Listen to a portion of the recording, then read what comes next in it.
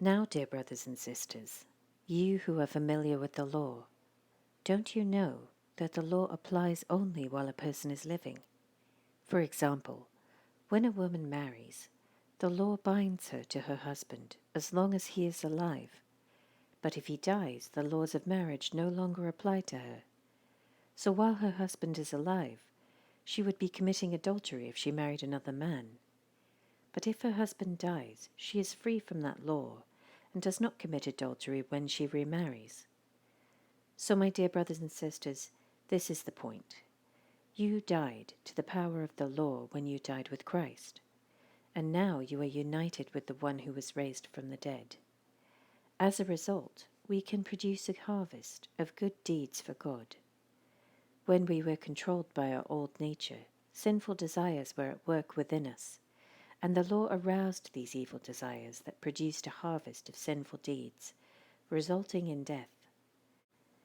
But now we have been released from the law, for we died to it, and are no longer captive to its power. Now we can serve God, not in the old way of obeying the letter of the law, but in the new way of living in the Spirit. Well then, am I suggesting that the law of God is sinful? Of course not. In fact, it was the law that showed me my sin. I would never have known that coveting is wrong if the law had not said you must not covet. But sin used this command to arouse all kinds of covetous desires within me. If there were no law, sin would not have that power.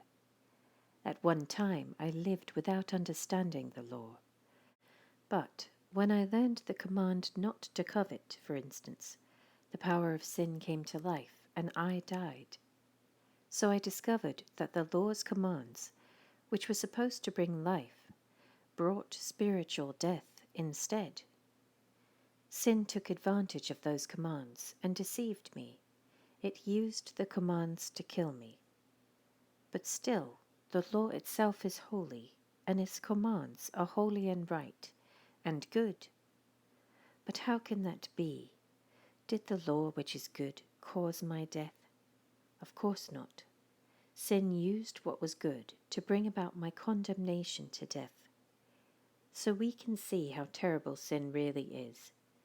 It uses God's good commands for its own evil purposes. So the trouble is not with the law, for it is spiritual and good.